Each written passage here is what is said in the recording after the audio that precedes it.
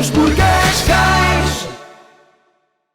No âmbito da candidatura Todos por Cascais, à Câmara Municipal de Cascais, dedicámos esta semana à temática da coesão económica, ao turismo e ao emprego, e tenho o grande prazer de ter aqui comigo hoje o Paulo Trigo Pereira, o Renato Carmo e o Frederico Serras Gago.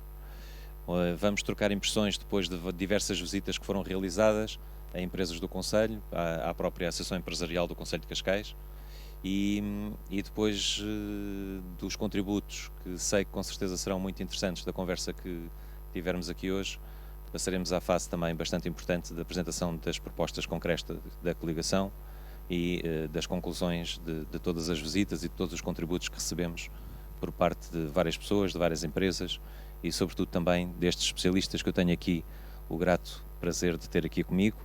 Se calhar começaria pelo Paulo Trigo Pereira, professor catedrático de Economia do ISEG em Lisboa, sobretudo nesta questão que por vezes é lançada em termos de opinião pública, de que a parte económica depende muito da qualidade das instituições e da governança também, do próprio progresso tecnológico, do investimento que é necessário fazer e da educação e da formação.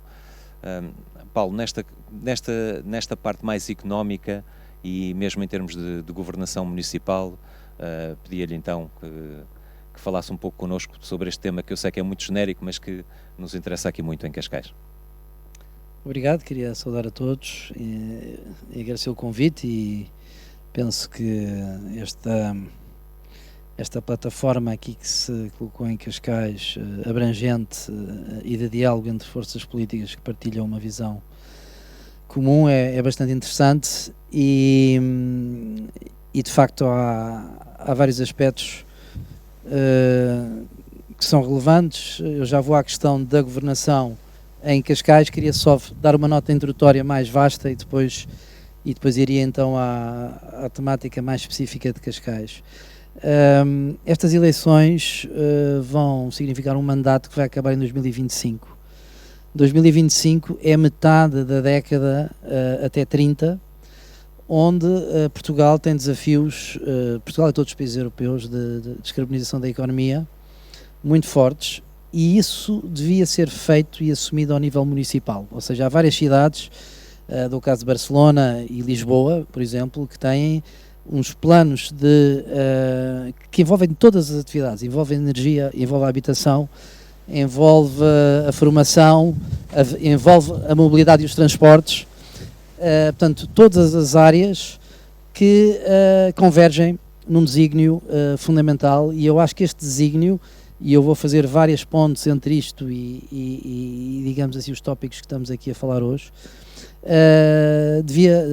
eu diria que todos os autarcas deviam estar com isto muito presente, porque é precisamente ao nível local que este desafio ou é ganho ou é perdido.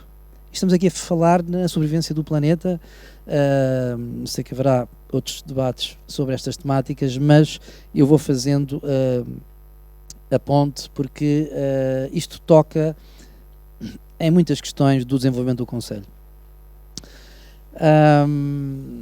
Portugal, ainda antes de focalizar um pouco em Cascais, Portugal ainda vai ter 4 anos muito difíceis à nossa frente. Continuamos a ser o terceiro país da União Europeia com o maior rácio da dívida no PIB e, portanto, continuamos a crescer muito pouco, e isto coloca desafios também muito grandes à economia portuguesa em geral e a cada município em particular.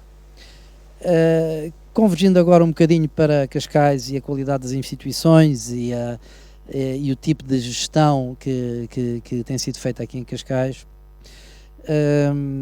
de facto há que clarificar uma estratégia e há que mostrar que ela é diferente daquilo que tem sido implementado nos últimos anos em Cascais. Basicamente, tem havido um grande acréscimo, um significativo acréscimo populacional em Cascais nos últimos anos, e não há noção, pelo atual Executivo, de que há uma capacidade populacional máxima de cada município. E isso deve estar presente numa estratégia de desenvolvimento municipal. porque no fundo os executivos camarários têm a capacidade de ou aumentar, deixar que se aumente muito a população ou menos. Obviamente que o município como Cascais, que tem, como todos sabemos, grandes potencialidades e grandes boas características do ponto de vista turístico e residencial, tem uma pressão urbanística muito forte. Isso é um dado do problema. E, portanto, compete ao poder político ser capaz de controlar essa pressão.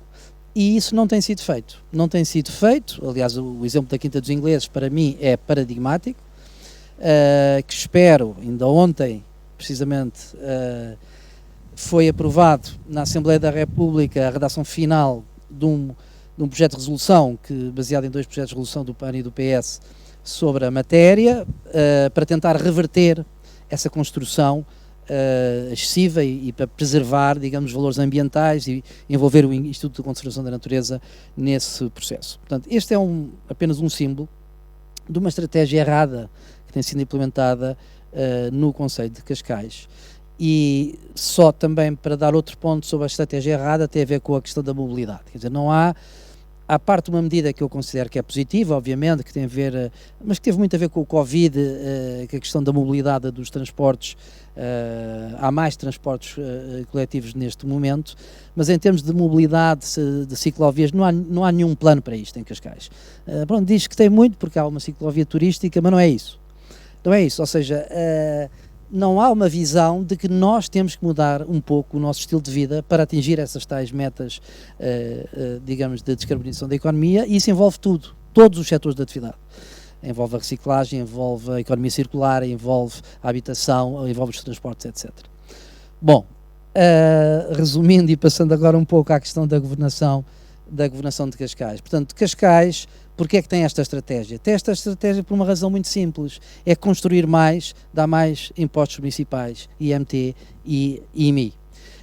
Cascais é dos municípios que tem mais receita per capita, viu a sua despesa pública aumentar brutalmente nos últimos 10 anos, viu os impostos municipais também muito elevados.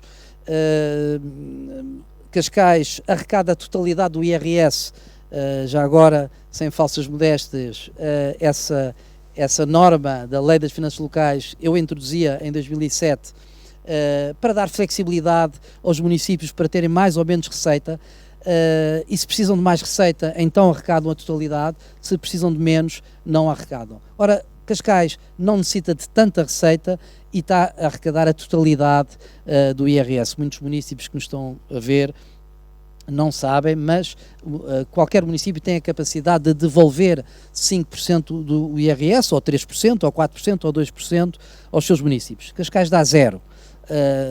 Digamos, sinalizando que necessita de tudo. E para quê? Para engrossar uma mão de obra, digamos, autárquica, que também cresceu bastante nestes últimos 10 anos, portanto, o número de funcionários, e isto não tem a ver ainda com a descentralização, porque são dados entre 2010 e 2019. Portanto, não tem a ver com os novos funcionários que, obviamente, que entrarão, nomeadamente no setor da educação, ao nível local. E, portanto, para não me alongar mais, diria que há uma estratégia errada, há uma estratégia que é necessário reverter, e ainda bem que há uma candidatura que apresenta e vai apresentar em breve um projeto alternativo, porque, de facto, os cascalenses merecem mais. Muito obrigado, Paulo. Muito obrigado. Passaria então ao Renato Carmo. O Renato Carmo é professor associado de Sociologia no ISCTE, e depois de ouvirmos esta introdução e estas reflexões do Paulo Trigo Pereira, da parte mais económica, digamos assim, Renato, se calhar pedia-lhe que entrássemos aqui também, para além dessa análise, mas que entrássemos aqui também um pouco na questão social e sobretudo também nestas questões do emprego, que nós sabemos que em Cascais são extremamente preocupantes também. Sim. Boa tarde, agradeço o convite, enfim, estou aqui como especialista para falar destas questões e também, enfim, desejo boa sorte a todo o processo que está a ser constituído para estas eleições autárquicas. Bom, O meu ponto de partida é sempre a questão das desigualdades, porque a partir delas conseguimos refletir um pouco em várias dimensões. Enfim, é conhecido que Portugal continua a ser dos países mais desiguais da Europa, ao nível das desigualdades de rendimento, entre outras. Mas há um problema base quando falamos de desigualdade e, sobretudo, muitos indicadores sociais, até mesmo relativamente ao emprego, é que de facto nós não temos temos um déficit de informação a este nível de indicadores sociais de base territorial. E portanto nós conhecemos muito pouco a partir das NUTS 3 a realidade do país. E isto é um problema do ponto de vista científico e por aí dentro, mas também um problema ao nível das políticas públicas, não é? Por exemplo, só mesmo para vos dar um exemplo, nós só praticamente há 2, 3 anos é que temos informação ao nível do risco de pobreza e das desigualdades de rendimento ao nível das NUTS 2. E isso por via de um inquérito que é o SIL, que é a base amostral. Só há muito pouco tempo é que nós temos informação proveniente da autoridade tributária sobre as desigualdades de rendimento, neste caso a partir precisamente da informação fiscal, só a partir também de 2, 3 anos. Tem sido divulgado pelo INE há pouco mais de 2, 3 anos. Portanto, sabemos ainda muito pouco a esse nível. Mas o pouco que sabemos, no contexto da área metropolitana, o que nós verificamos é que a área metropolitana, a região de Lisboa, não é de facto das regiões mais pobres, do ponto de uma série de indicadores, de risco de pobreza, e por aí dentro, per capita, tudo isso, mas é das regiões mais desiguais. Não é? Isso não é um fenómeno característico de Portugal, né? Esta relação entre a metropolização e, sobretudo, quando estamos a falar de cidades, das cidades mais populosas, acontece mesmo em Londres, as cidades europeias, entre outras, que no fundo, são territórios que não são dos mais pobres, não é? Em média, não é? Mas que internamente têm profundas desigualdades. Desigualdades não só de rendimento, mas profundas desigualdades.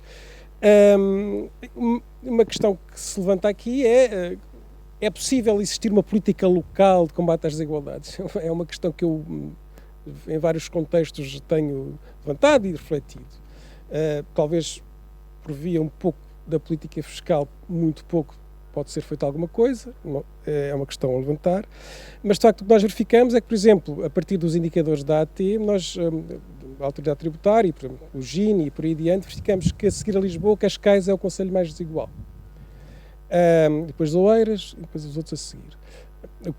E significa que são concelhos que têm uma assimetria interna muito forte, não só do ponto de vista social, nomeadamente os escalões de rendimento do topo, face aos médios e da base. Por outro lado, isso depois também se reflete em desigualdades territoriais, não é? Que era interessante explorar. Desde logo esta relação entre o litoral e o interior, não é? Não deixa de ser curioso, e já não é a primeira vez que isso acontece, também, enfim, eu já tive nos debates aqui no concelho vizinho a Oeiras, em que se falava também dessa questão dos territórios do litoral e os territórios do interior. Que é algo que nós estamos habituados a falar, normalmente, quando falamos do país, não é muito habitual falarmos, ou pelo menos ter essa noção em concelhos da área metropolitana e, sobretudo, aqui da linha de Cascais a Oeiras. E, portanto, esta relação entre desigualdades de rendimento e, entre outras, desigualdades territoriais é algo muito forte, muito estrutural, e que é difícil quebrar, digamos assim, esse ciclo. E depois que se reflete com outro tipo de desigualdades, não é? Naquela lógica que as desigualdades se ligam umas às outras, não é? A ideia da interseccionalidade, não é? A questão da classe social, a questão das desigualdades étnico-raciais, não é? Na relação com a questão das populações migrantes e que é, de facto, uma questão na área metropolitana de Lisboa. E estas realidades, como nós sabemos, são todas muito invisíveis do ponto de vista estatístico, não é? Isso já foi discutido e continua a ser discutido, e que, de facto, torna muito difícil depois pensarmos em políticas públicas à escala local, municipal, que possam inverter estas tendências que são profundas e que são muito estruturais no país, de fortes assimetrias sociais, territoriais e por aí adiante. E, portanto, isso é um grande desafio. Mas, desde logo, se calhar o ponto de partida, enfim, um dos pontos de partida é precisamente termos informação de qualidade não só estatística, mas futuro de estatística, que possamos identificar quais são de facto os grandes desequilíbrios que nós encontramos nestes concelhos, nomeadamente aqui da linha de Cascais, Oeiras, portanto, e que são bastante fortes.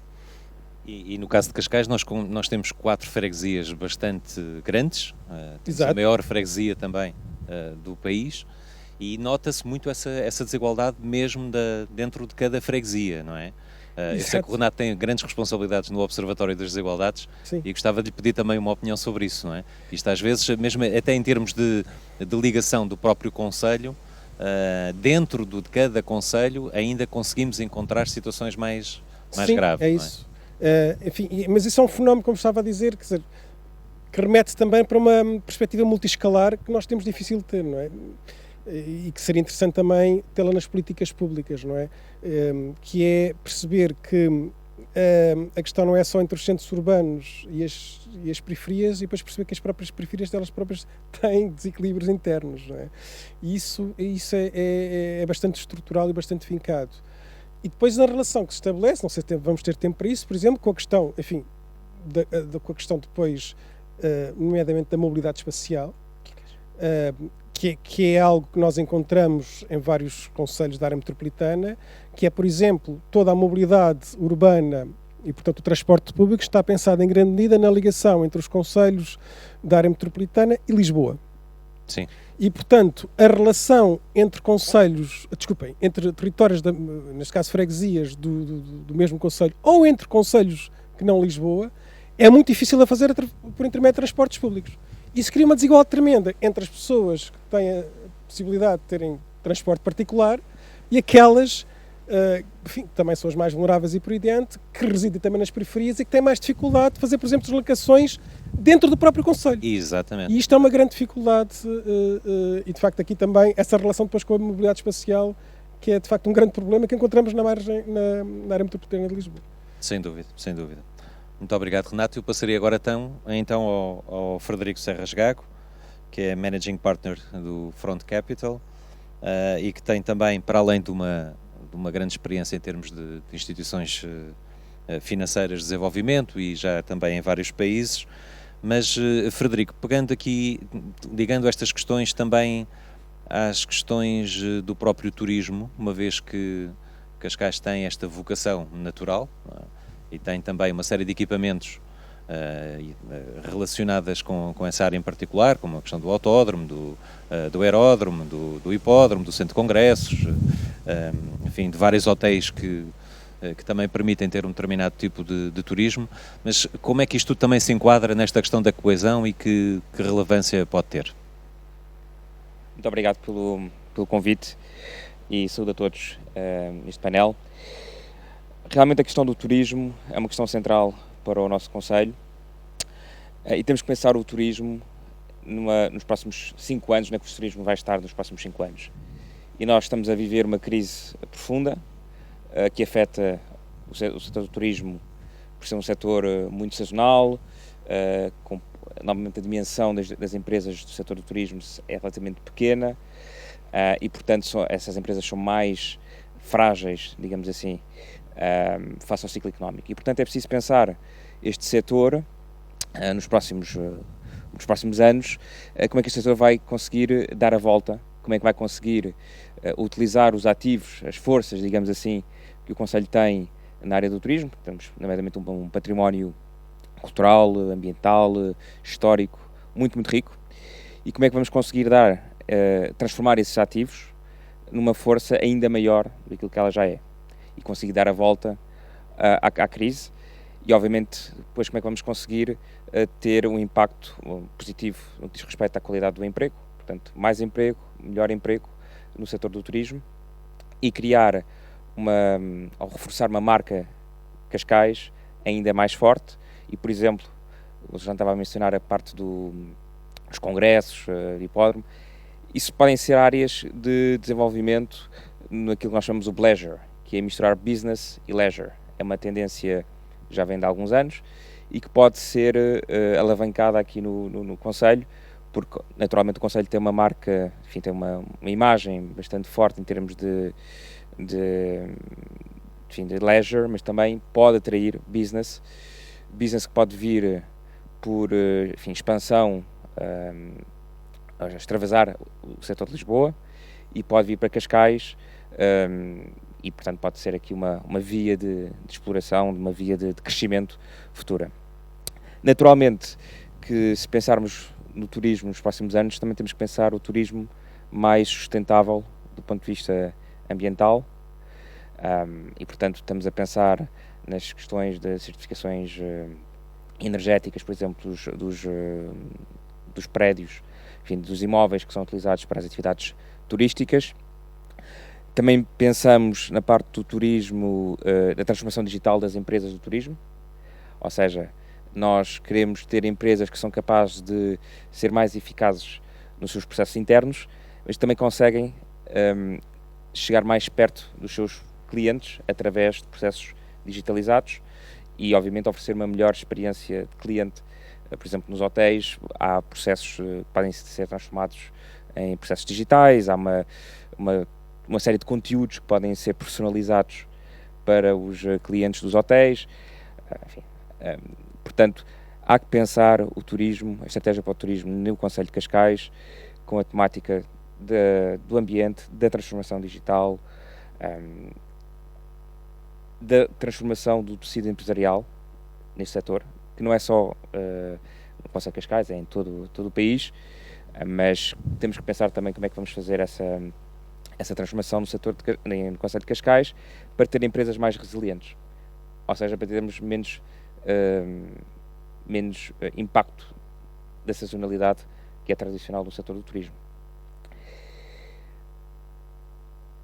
Estas são as principais ideias que eu tenho para já. Muito obrigado, Frederico. Obrigado.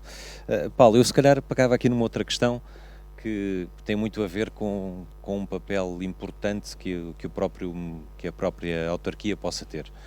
Estava a recordar-me e o Frederico estava a trazer-nos este tema da pandemia, ao qual naturalmente não podemos fugir, mas sabendo que quer a Administração Central, em termos nacionais, quer também uma autarquia tem um forte papel, digamos assim, em termos de dinamizar a própria economia da sua área geográfica, no fundo quase como principal entidade adquirente de alguns serviços e que pode dinamizar o próprio tecido empresarial local. Estava a recordar-me que várias autarquias durante este período da pandemia, Cascais não o fez, mas os municípios vizinhos fizeram-no. Estava a pensar nesta questão de não ter sido dado um apoio concreto às empresas para dinamizar o setor económico numa fase destas, que é uma fase de facto imprevisível e que levou a que uma série de situações de imprevisibilidade originassem outros problemas, até em termos infraestruturais e em termos da própria manutenção da tal resiliência que muitas empresas não tinham. Faz sentido existir uma contratação pública por parte da autarquia mais virada ou exclusivamente virada numa fase destas para as empresas da própria área geográfica, para as próprias empresas que tenham uma sede, tenham sua sede no município? Eu tenho mixed feelings em relação a essa questão, porque, por um lado, há um papel de facto a desempenhar em termos de estimular, digamos assim, o tecido empresarial local, sem dúvida nenhuma. Isto é um dos lados de ver a questão. O outro lado é também perceber que não se pode distorcer muito a concorrência, porque depois os próprios consumidores é que vão pagar, direto ou indiretamente, não é? Isso, e se não recaímos novamente naquela questão dos impostos que eu estava a falar há bocadinho, ou seja, tudo se paga, não é? Nós costumamos dizer, não há almoços grátis e portanto, eu acho que deve ser dado um apoio. Por exemplo, foi focado aqui a questão da cultura, que é um setor que está tem muitos trabalhadores independentes, precários, etc. Essa gente está a viver muito mal. Eu vejo mais isso aí ao nível de pequenos apoios a pequenas entidades que têm qualidade e que de facto estão a viver uma situação dramática em tempo de crise e, portanto, limitado no tempo, bem direcionado, estou de acordo. Agora, digamos assim, introduzir aqui um critério que vai subverter um pouco, digamos assim, o funcionamento da economia, quem acaba por pagar isso são sempre os consumidores e, portanto, nesse aspecto não. Eu queria só retomar um ponto que o Renato focou e que eu acho que é muito importante e que tem a ver com as desigualdades e com o papel dos municípios, e que eu, aliás, até ensino também isto na universidade, quer dizer, ou seja, em que medida é que o nível descentralizado dos municípios há instrumentos ou não para corrigir as desigualdades. E o que nós costumamos dizer é que, a chamada função de redistribuição do Estado, ela é sobretudo centralizada, quer através dos impostos progressivos, quer através da Segurança Social e todas as prestações da Segurança Social. E também dizemos mais, e dizemos que se municípios vizinhos tivessem políticas muito diferenciadas, imaginem Oeiras e Cascais, se Oeiras tivesse uma política muito mais pró combate às desigualdades, por exemplo, podia haver alguma migração para esses benefícios. Eu agora estava aqui a recordar-me com um tópico adjacente, já com a volta às desigualdades, mas eu soube recentemente que Oeiras, precisamente nesta questão porque há uma competição intermunicipal, sempre. Soube há pouco tempo que, por exemplo, na questão dos resíduos, Oeiras tarifa e Cascais não. Quando a gente põe os restos de jardim, isto foi medido pelos jardineiros aqui de Cascais, e então o pessoal vem de Oeiras e vem meter aqui em Cascais. Bom, fecho o parênteses e volto à questão das desigualdades. Portanto, não é possível haver políticas muito diferenciadas do ponto de vista das desigualdades, mas alguma coisa pode ser feita. Eu acho que alguma coisa pode ser feita, quer dizer, em complemento daquilo que são as prestações da Segurança Social, por exemplo, pode ser feito um acompanhamento no terreno muito melhor, ao nível municipal, das famílias que recebem RSI, por exemplo, ou quem está inscrito no Instituto de Emprego e Formação Profissional. Ou seja, apesar dos instrumentos das políticas serem nacionais, porque são todos nacionais e devem sê-lo, porque o conceito de equidade que nós temos é nacional, não há um conceito de equidade de Cascais diferente de Oeiras e diferente de Louros ou da Amadora, portanto, devem ser nacionais. Mas há um papel supletivo, eu diria, complementar na questão das desigualdades. Só mais um apontamento sobre outro tópico aqui referido e que tem a ver com a questão do turismo. Portanto, é um tópico diferente, mas é um dos nossos tópicos. Nós temos que ter a noção de quem é o nosso público-alvo, que são os cascalenses. E também há uma alteração demográfica muito grande nos últimos 10 anos. Somos um município mais envelhecido, e somos, isso para mim foi surpreendente, ao ver dados agora, um município que tem uma percentagem de estrangeiros elevadíssima e que cresceu imenso na última década. E, portanto, nós ao pensar o turismo, temos que pensar na oferta cultural para estes segmentos e também para os jovens. Um dado também importantíssimo que eu recolhi agora é que o saldo natural em 2010, portanto, no fundo, os nascidos menos óbitos, não é? O saldo natural em 2010 era positivo e agora em 2019 é negativo. Portanto, se não forem as migrações, Cascais perderia a população. E, portanto, nós temos uma transformação demográfica que eu acho que tem que ser analisada, e a oferta cultural e a oferta de turismo tem que ser para este segmento. É um segmento que tem, por um lado, uma classe média forte e elevada, e também tem pessoas de baixo rendimento. E, portanto, há as tais assimetrias que foram referidas. Eu, por exemplo, na área da cultura, eu acho que isto é muito pobre. Cascais devia ter, por exemplo, um quarteto de música de câmara, pudesse ir a Alcabidez, pudesse levar, porque essa gente de facto não vem, vai trabalhar para Lisboa eventualmente, não vem, que é uma coisa barata, não é? Quer dizer, não estou a falar aqui em ter uma orquestra sinfónica que não se justifica, mas uma oferta cultural porque no fundo a questão é que produtos é que se querem dar a um turismo que é um turismo de qualidade, que vem à procura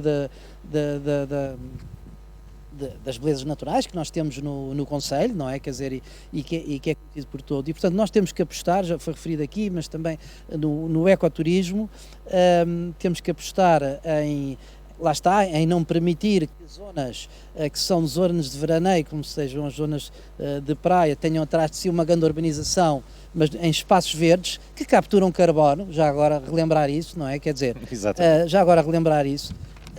E, portanto, há um turismo que deve ser direcionado, nós temos que perceber muito bem qual é a nossa realidade, corrigir as assimetrias, concordo perfeitamente, quer dizer, o interior está de facto, há duas assimetrias em Cascais, por um lado, Cascais-Estoril versus Carcavelos-Paredes, há esta assimetria, e depois há a assimetria litoral-interior. Portanto, temos duas assimetrias aqui, duas assimetrias e temos que as corrigir, e na área do turismo acho que há imensa coisa a fazer e apostar em uma oferta de qualidade, quer dizer, a parte dos museus também podia ser muitíssimo melhor explorada, quer dizer, temos aqui sim, quer dizer, Cascais tem um potencial inacreditável, desde que se tenha uma estratégia. E uma estratégia diferente da atual, uma estratégia que saiba perfeitamente qual é o nosso caminho, quer dizer, o caminho é a descarbonização, é a digitalização da economia, este é o caminho nacional, é um caminho urgente e temos que inserir uma estratégia local dentro de uma estratégia nacional. Exatamente. Renato, nesta correção das desigualdades e também lá está dentro desta realidade que nós temos muito própria em Cascais, faz sentido a criação de novas centralidades no interior, de forma a aproximar-se o interior da realidade, terminarmos estas duas velocidades de desenvolvimento que existem entre o interior e o litoral? Sim, esse pode ser o caminho e a cultura é uma forma de fazer isso. Acho que pode ser uma via, de facto. Mas voltando à questão das desigualdades, é evidente que, claro, não há muitos instrumentos ao nível municipal, da política local, de incidir diretamente na distribuição de rendimentos. Mas há formas de combater as desigualdades, quer dizer, que de certa maneira, de forma indireta, não é? Mas que podem ter impactos muito claros. Uma delas é a política da habitação. Não é? A política da habitação pode ser uma política que claramente combate as desigualdades. Nós sabemos que neste momento este é um problema nas áreas metropolitanas e sobretudo nestes concelhos, portanto Cascais, Oeiras e Lisboa, especificamente nestes, mas também já começa a ser, e é um problema também noutros concelhos da área metropolitana, mas aqui de facto há esse problema. No acesso à habitação, de facto as casas atingem preços muito altos, que põem uma grande dificuldade nas populações mais carenciadas, mais vulneráveis, e aqui não estamos a falar dos mais pobres, estamos a falar, enfim, das classes médias, em grande medida, que têm grande dificuldade em se ter uma habitação, por exemplo, em territórios mais centrais, por exemplo, não é? E eu aqui queria fazer uma relação com a questão dos jovens, não é? Que eu acho que, enfim, falando também um pouco nesta ideia do horizonte, não é, de atingirmos metade da década, e eu acho que é mesmo um problema que deve ser encarado a vários níveis da política pública, a nível nacional, a nível europeu, a nível nacional, mas também a nível local, que tem a ver com este fenómeno que nós estamos a viver, da pandemia, que está a atingir sobremaneira a população mais jovem, nomeadamente ao nível do emprego, que é uma geração, enfim, designada geração milénio, portanto não vamos agora, mas pronto, aquela geração que nasceu nos anos 90, a princípios dos anos 2000, que é uma geração que ainda por cima no caso de Portugal, não é? Utiliza-se isso muito, como às vezes até de uma forma, enfim, muito retórica, infelizmente, mas de facto estamos a falar das gerações mais qualificadas do país, mas é uma geração que sofre duas crises seguidas. Eu acho que, não sei se do ponto de vista histórico temos exemplos não temos assim tantos exemplos como esses, até agora, esperemos que, mas duas crises muito próximas e muito profundas que afetaram de facto esta geração que na crise anterior estava a sair das universidades ou do ensino e ingressar no mercado de trabalho e de facto que vê as oportunidades diminuírem bastante e portanto que parte considerável acaba por emigrar. Enfim, esse quadro é conhecido, e que agora, de facto, vê-se perante uma situação de uma crise pandémica em que a economia praticamente fecha e que não consegue ingressar no mercado de trabalho. E isto é um problema de vários níveis. Para além de ser um enorme desperdício, nós temos aqui um potencial tremendo que o país tem, não é? E que de facto foi um investimento. Enfim, nós somos professores aqui universitários, estão aqui dois. Há um investimento, não é, continuado que o país fez e que de facto e que tem que ser aprofundado. E que neste momento estamos a falar de um conjunto, de facto, de uma população jovem que está em grandes dificuldades de ingressar no mercado de trabalho também e também de aceder à habitação. Aliás, enfim, eu defendo isso, acho que as políticas de habitação, as políticas de combate à precariedade devem se relacionar também com outras formas de precariedade, nomeadamente o acesso à habitação. E elas estão relacionadas, não é? Nós vemos, enfim, os estudos que temos feitos, os jovens, isso é conhecido, é um traço muito claro nos países da Europa do Sul, por exemplo, a incidência da precariedade na população mais jovem. Portanto, a grande dificuldade de terem contratos permanentes, salários dignos, muitas vezes acabam por estar em situações de pluriatividade para ter um rendimento razoável, ou seja, ter várias atividades ao mesmo tempo para ter um rendimento razoável. A grande dificuldade depois de aceder à habitação e o que se está, em grande medida, enfim, a disseminar é para as pessoas, neste caso jovens, acederem à cidade, ou terem o direito à cidade, de, por exemplo, partilhar em casa, e, portanto, numa situação vulnerável, precária também, não é? E, portanto, muitas vezes sem contrato e por aí adiante. A questão também, já agora que estamos a falar de jovens e que estamos aqui a falar no Conselho, que poderia pensar nisso seriamente, um problema que nós temos neste momento, que já vem de trás, mas que, enfim, se intensifica neste contexto, que é a questão dos estudantes universitários e o acesso à própria habitação, portanto, as residências universitárias. Isto eu penso que seria uma política interessante nos concelhos que circundam Lisboa, de ter a oferta também a esse nível, não é? Não só para a população mais jovem, mas também para as residências universitárias.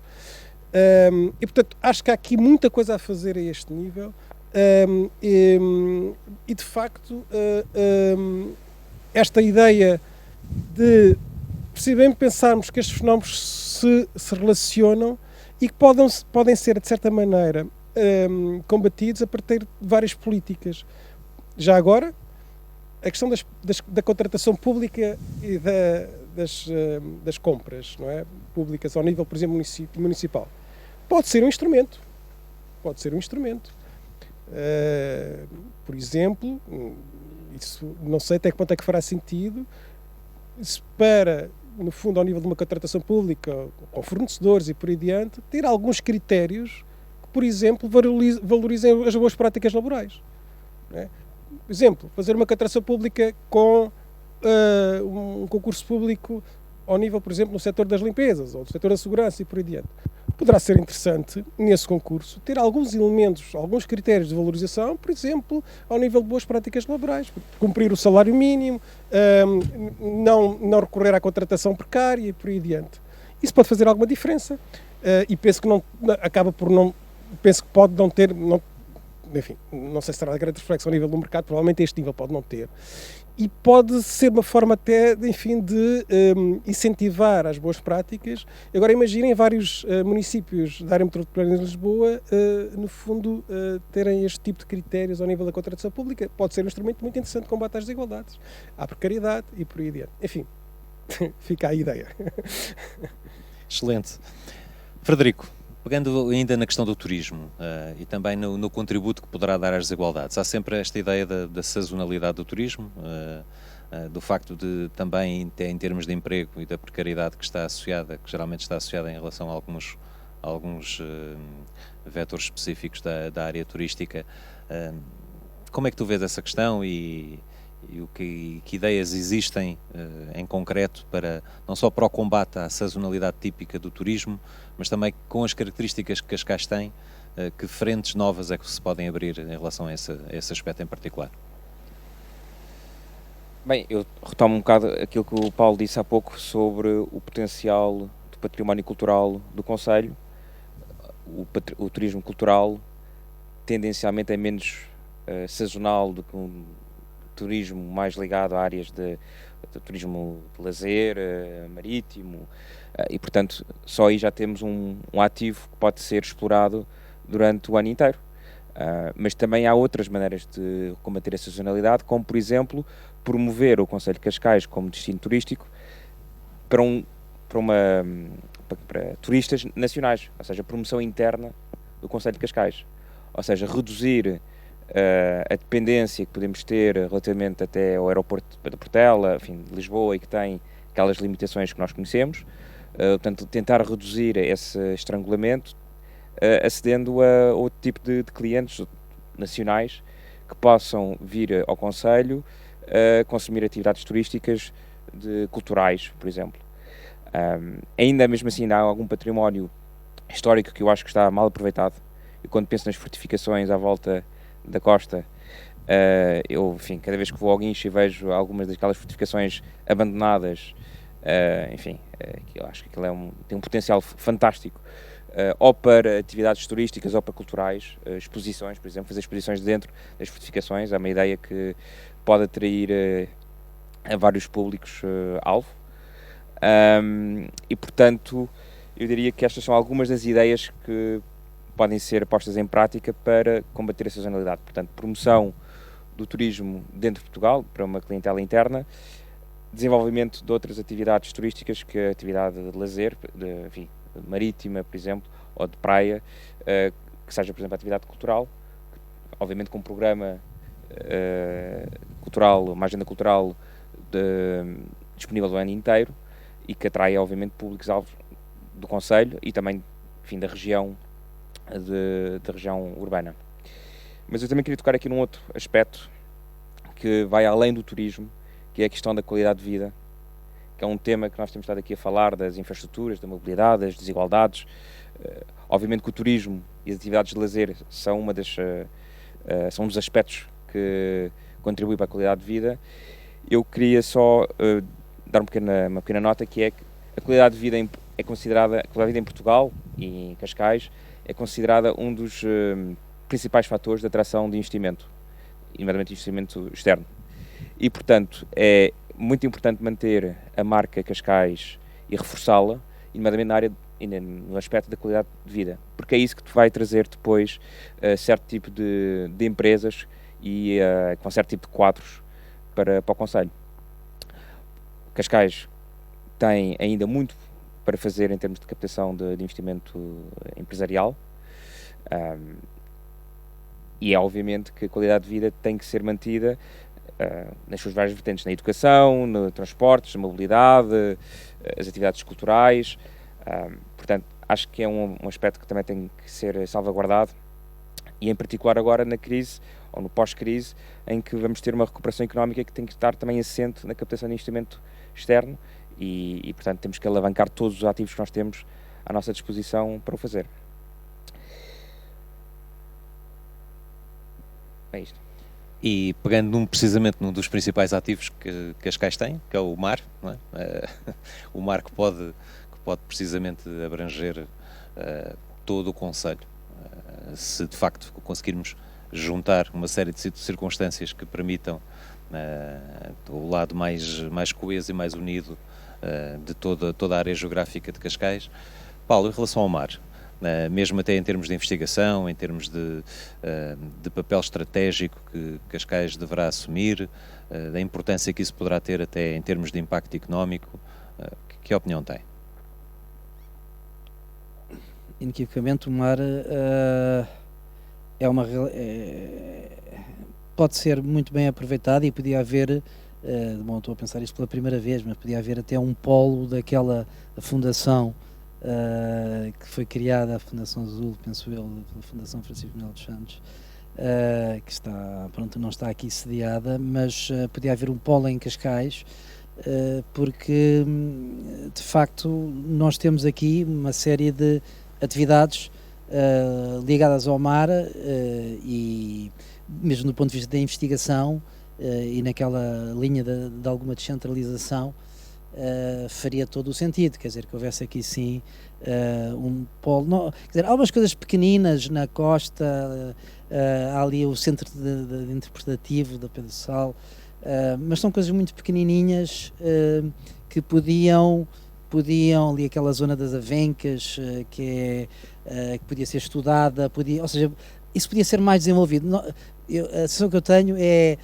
bom, vamos ter aqui uma coisinha e tal, pronto, está bonito, aquilo está bonito, mas não se explora de facto a potencialidade que o mar tem, e a todos os níveis, e ao nível da investigação poder-se fazer muito mais, embora nós não temos, obviamente, à exceção agora de uma universidade que foi sediada ali em Carcavelos e que... Com vista para o mar? E com vista para o mar, e com uma coisa, eu sou ciclista também, já agora, quando se vai na ciclovia, que se chega a essa faculdade, a ciclovia não tem ligação com o Pardão.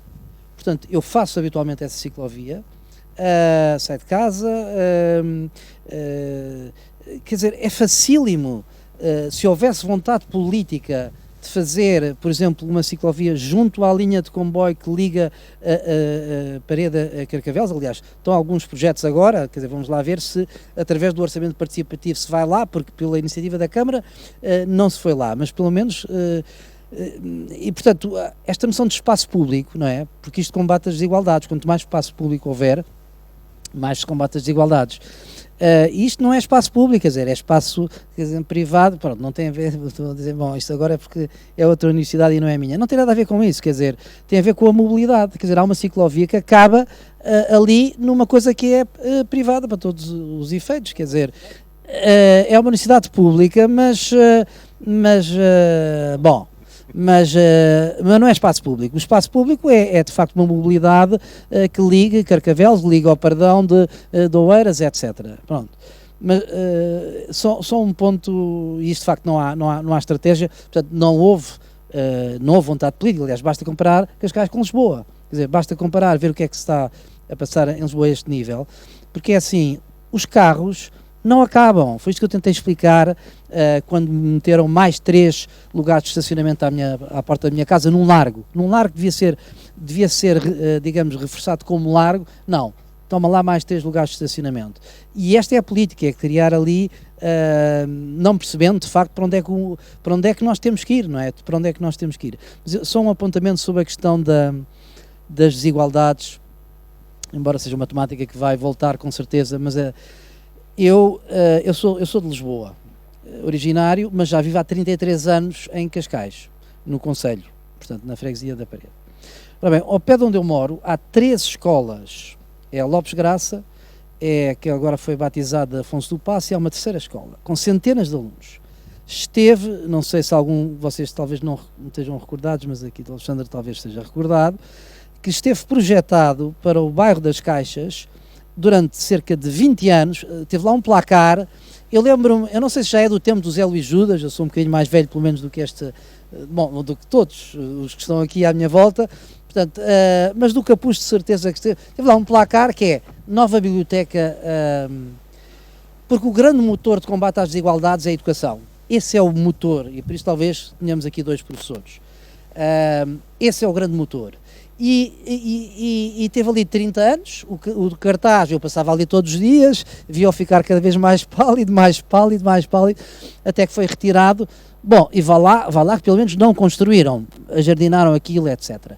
Mas é assim, há centenas de crianças, e se há famílias de classe média e classe elevada que têm muitos livros em casa e que os pais até podem ser professores, etc., há uns que não têm livros nenhuns em casa, e portanto das duas uma, ou há uma biblioteca municipal em que têm acesso à cultura e à educação, ou não têm nada. E, portanto, eu deixava esta dica para vocês, não é? Deixava essa dica, repescar essa ideia, porque, bom, o terreno ainda lá está, e uma parte, e são centenas de crianças que andam ali, e de facto esse é o grande motor de combate às desigualdades, é a educação.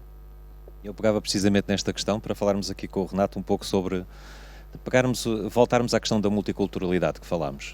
Cascais tem mais de uma centena de nacionalidades diferentes, muitas com desigualdades também inerentes, que estão inerentes, outras não tanto, mas nessa perspectiva, e pegando também nisto que o Paulo partilhava connosco, da questão da educação, é a melhor ferramenta para combater as desigualdades que podem resultar ou o não aproveitamento que é importantíssimo da multiculturalidade? Sim, sem dúvida. A educação é um instrumento, enfim, imprescindível para combater as desigualdades. Portanto, as políticas de educação são centrais no combate às desigualdades, e nessa relação que agora está a estabelecer com a questão, enfim, multicultural, e com a questão das desigualdades também étnicas, raciais e por aí adiante, ela é central, a vários níveis.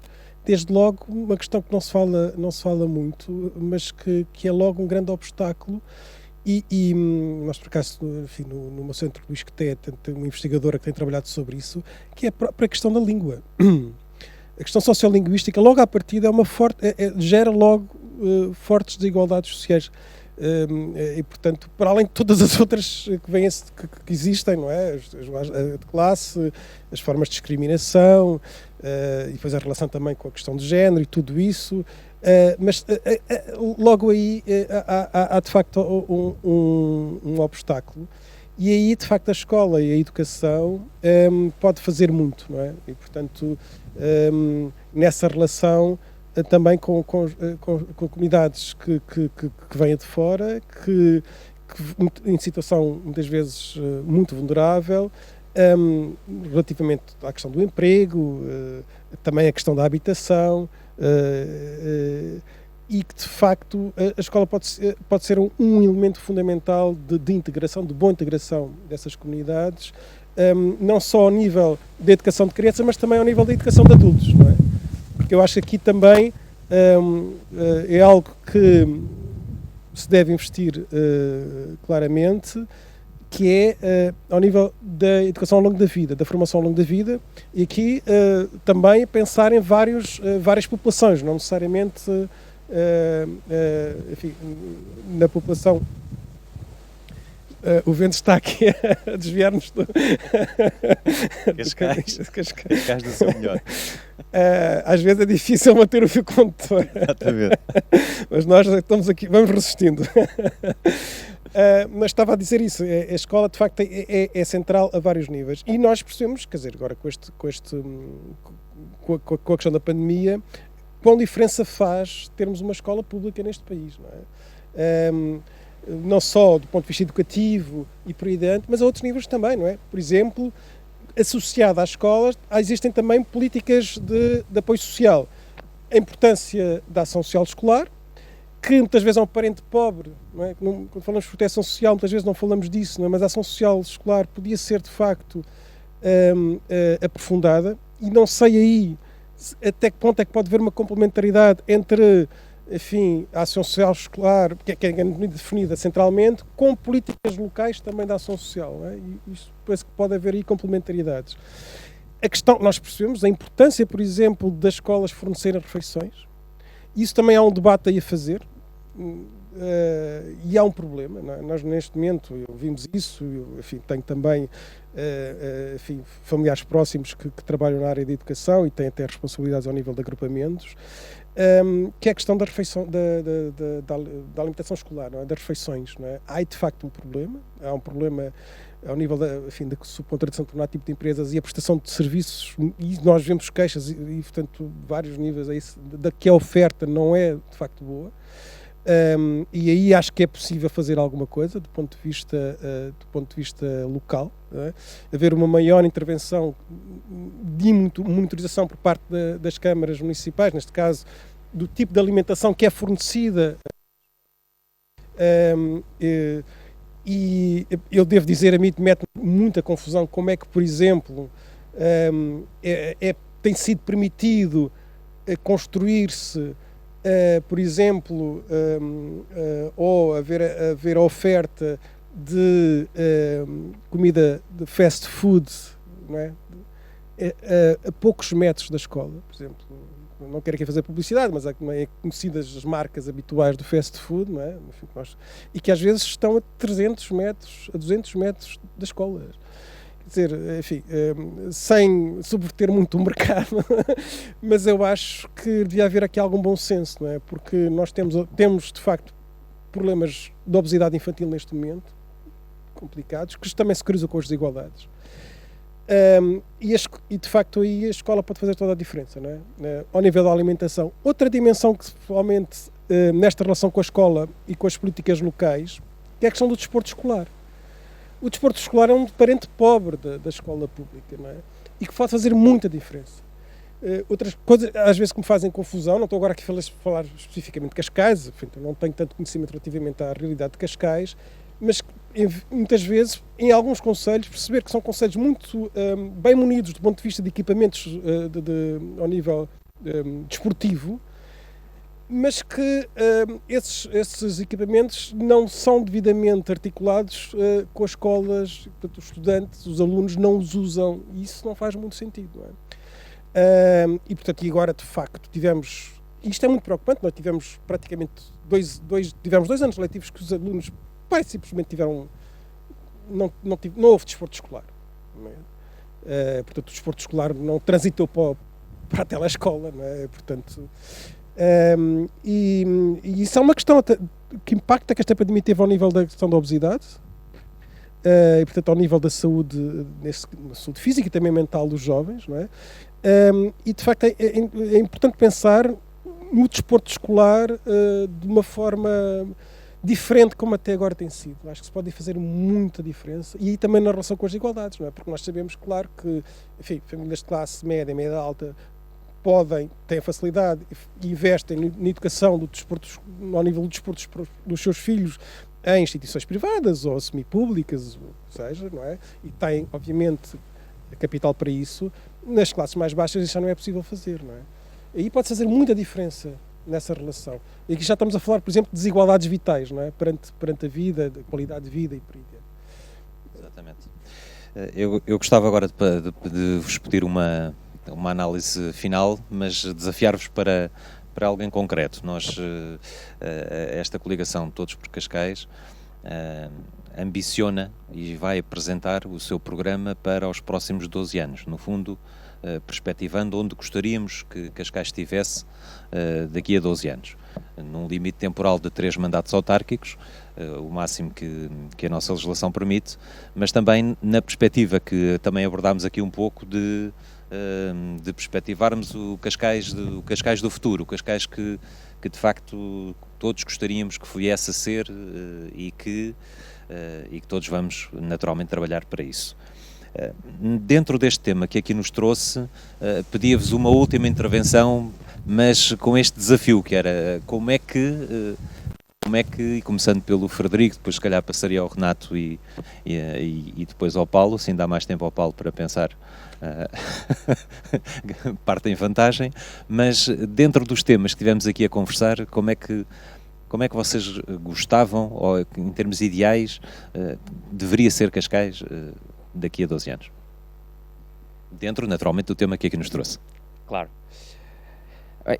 Eu começaria por dizer que deve ser um Cascais mais inclusivo, menos desigual, que permita dar mais oportunidades a quem vive cá e a quem quer viver para Cascais, manter os ativos que tem, mas também tentar reforçá-los nos próximos anos, obviamente com este período de crise que vai ser muito desafiante para todos, para as empresas, para os indivíduos, para as autoridades públicas, mas, portanto, ser capaz de construir uma proposta social, económica e cultural que possa criar um Cascais mais inclusivo, mais resiliente, mais virado para o futuro, mais diverso também.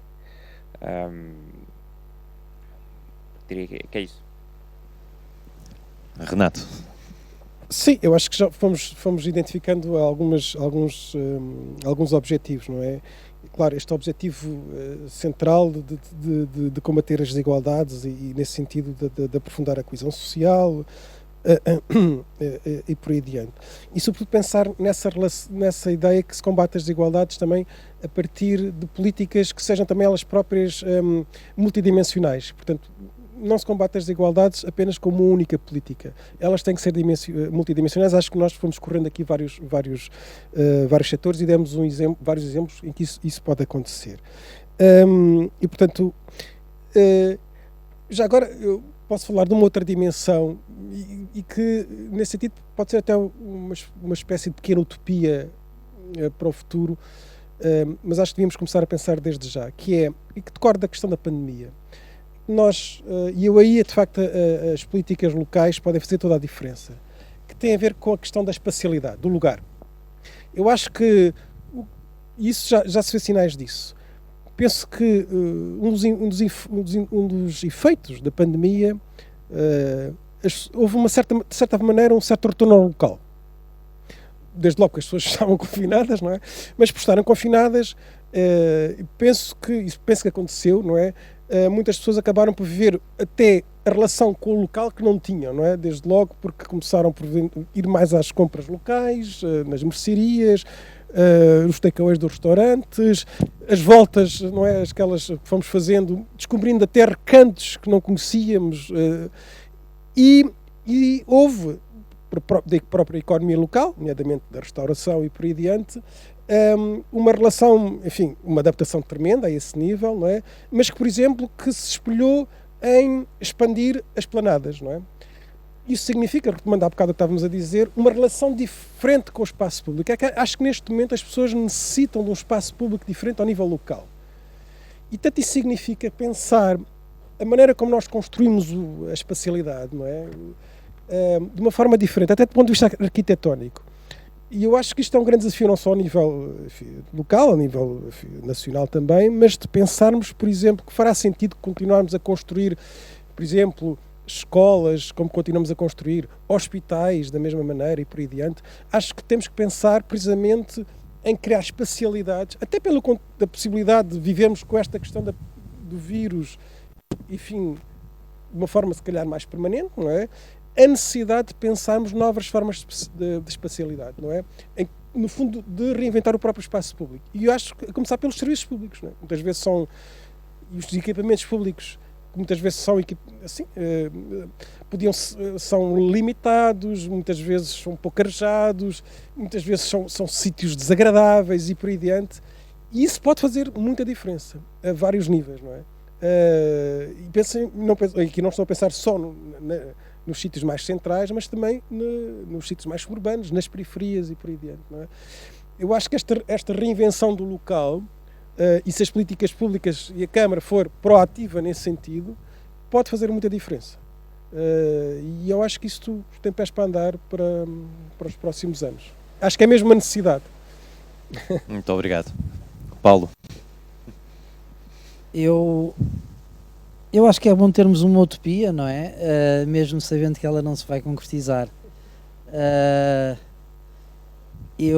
Portanto, a minha utopia para Cascais, que já tenho uma filha a viver cá e já tenho 2 netos a viver cá, no concelho, era um território inclusivo, quer do ponto de vista social, quer territorial. Era um território criativo, e quando eu digo criativo, não estou a pensar quer ao nível empresarial, quer ao nível da cultura, porque eu acho que a identidade de um território tem muito a ver com a cultura. Quando nós vamos a Paris, a Roma, a Florença, o que é que nós vamos à procura? Não é das casas, é da cultura. E, portanto, uma aposta fortíssima na criatividade também ao nível cultural, um território sustentável, com mobilidade, com espaços verdes, em que as pessoas pudessem ir para o local de trabalho ou ir às compras. Todos os supermercados, os grandes superfícies que nós temos aqui, tinham lá uma série de coisas para bicicletas, porque a mobilidade, grande parte da mobilidade faz-se para ir às compras. E as pessoas pegam num carro para fazer 300 metros, 400 metros. E depois temos o problema da obesidade. Portugal é dos países que tem maior incidência, Portugal e a Turquia, na União Europeia, de diabetes e da obesidade. Vocês não fazem a ideia, mas eu vou-vos dizer o número, porque eu também fiquei de boca aberta. Quando me perguntaram quanto é que nós gastamos em Portugal em doenças, em produtos, doenças, tratamento, pessoas ligadas com a diabetes. cerca de 1.000 milhões de euros, ou seja, um décimo da despesa do Serviço Nacional de Saúde. Ora bem, se as pessoas tivessem que ir, andassem mais de bicicleta, havia menos obesidade. Se houvesse mais desporto escolar, havia menos obesidade. Portanto, era perfeitamente possível termos um município em que nos vários centros urbanos, Cascais, Carcavelos, Parede, São Domingos de Rana. São Domingos de Rana é um bocadinho mais difícil porque tem mais declives, mas pelo menos estes 3 primeiros que eu enunciei, grande parte era feita em veículos elétricos, a pé, de bicicleta, de trotinete. As pessoas seriam mais felizes, tem a ver com a qualidade de vida, seriam mais felizes, e esta é a minha utopia para Cascais. Eu acho que é possível caminhar nesse sentido se houver de facto a vontade de mudar o rumo e ao mesmo tempo somos mais felizes, temos mais qualidade de vida, somos menos obesos e contribuímos para que este planeta seja um planeta muito mais interessante e mais duradouro. Muito bem. Paulo Trigo Pereira, Frederico Serras Gago, Renato Carmo, muito obrigado por terem estado connosco e por todas as vossas ideias que aqui partilharam. Obrigado mesmo. Obrigado. Todos por Cascais. É tempo de mudar.